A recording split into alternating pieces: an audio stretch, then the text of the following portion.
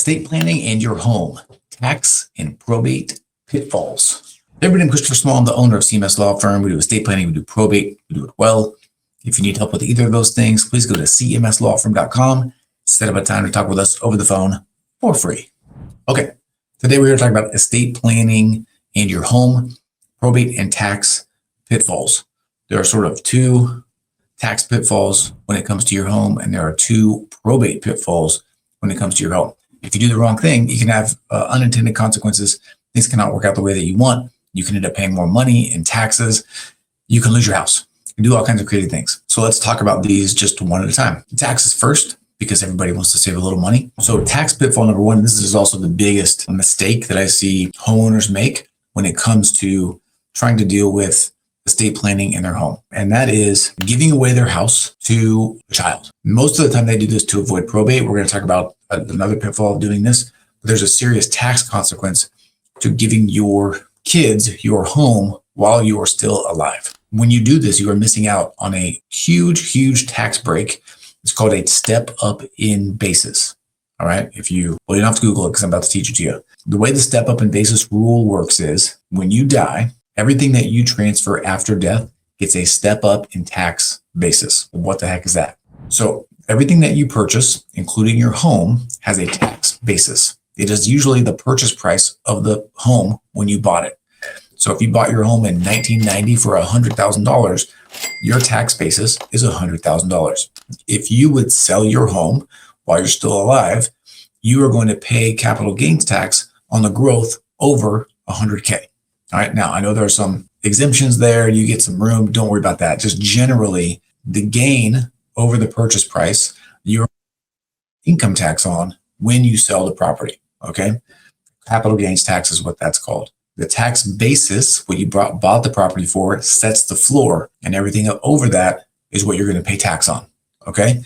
If you give your house to anybody, including your kids, while you're alive, they are going to receive your house with your tax basis. So if I have a house that I bought for $100K, I give it to my kids, they're going to take it with a tax basis of $100K. What does this mean? When they sell a house in the future, they are also going to pay tax on everything over $100K. Make sense? This is the beauty of doing this the right way. You can eliminate completely all of the tax that you might have on that gain if you transfer the property after you die. Here's how it works. Let's say you bought the property for $100K. Now it's worth $1 million. Okay, so you have $900,000 of appreciation over time.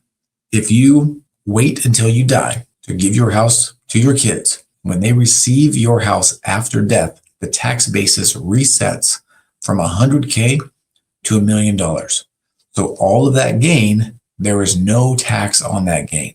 So if they get the house after you die and then sell it, they would only pay income tax on the gain over $1 million in our example. Okay. If they sold it soon after you died, they would pay no income tax at all. No capital gains tax. None.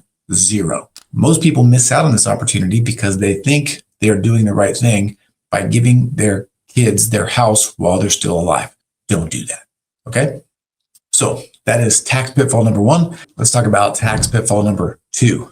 Okay, this relates to Washington state estate taxes. Okay, so Washington state has its own state estate tax. The exemption amount is $2.193 million. So basically $2.2 million.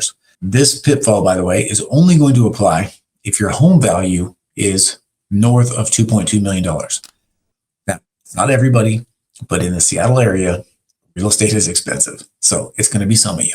This can also apply if your overall estate is over 2.2 million and you want to make sure that you keep your house, you're also going to want to pay attention to this. Okay. So if you are over 2.2 million, you're going to start to pay some estate tax when you die. Okay. If you want your house to stay in your family, you need to make sure that there is some liquidity to pay that tax so they don't have to sell the house to pay the tax. Hopefully that makes sense. Let's say you owe $100K in estate taxes, and the only major asset that you have is the house. If that happens, you're going to have to find some way to squeeze $100K out of that house. That usually means selling the house to get the money to pay the tax, right? There is a One reasonably easy way to get around this is to get a life insurance policy. Okay.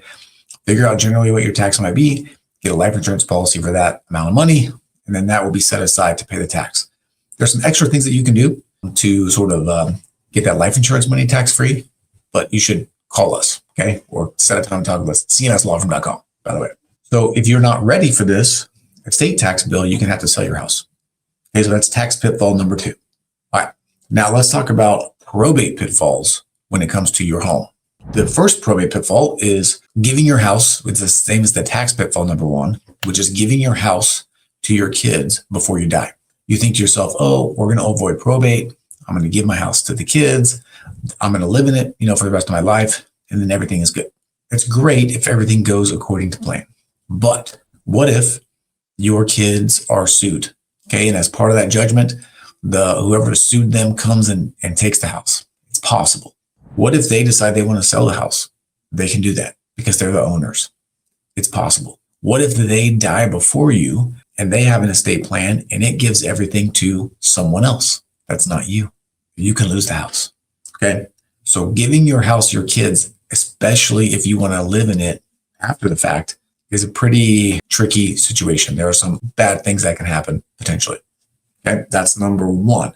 To summarize that probate pitfall, you can't or shouldn't avoid probate by giving your house to your kids while you're still alive. Probate pitfall number 2 is just not planning to avoid probate. It's actually quite simple to avoid probate if you own a home, if you plan ahead just a little bit. Call someone that can help you, right? And they can tell you how to do it. And I'm going to tell you right now, there are 2 main ways that you can avoid probate with real estate in Washington state. The first is called a transfer on death deed. It's basically like a beneficiary designation for your house. It says, when I die, I want my house to go over here to these people. When you die, they record the death certificate and it goes to them like automatically. Boom. Kind of like a beneficiary designation on a bank account or a life insurance policy. It just happens. No probate, no trust, right? Which is what we're going to talk about next. Very simple. There are some situations when you don't want to do a transfer on death deed. That's why you should talk to an attorney before you do anything crazy. Okay. The second way to avoid probate is with the trust. Okay. Trust is like a box. You're going to create this box. You're going to put your house inside the box. This trust holds your house. When you die, it continues to hold your house. Because of that, there's no need to go through probate and transfer your house anywhere. It stays in your trust. And then whoever you name to be the trustee will distribute that house wherever you want it to go. All right. That's it. 2 tax pitfalls, 2 probate pitfalls, both avoided now that you've watched this video. And hope that made sense. Okay. If you like this video, please hit the like button. If you know someone that should hear this, comment below and put their name in there. Okay. So they can watch it. And if you want to talk with us about estate planning, go to cmslawfirm.com. Set up a time to talk with us over the phone for free. We'd be happy to do that. By the way, I am Christopher Small, the owner of CMS Law Firm. We do estate planning, we do probate, we do it well. Thank you for your time. Thank you for your attention. Appreciate you. I'll talk to you again soon.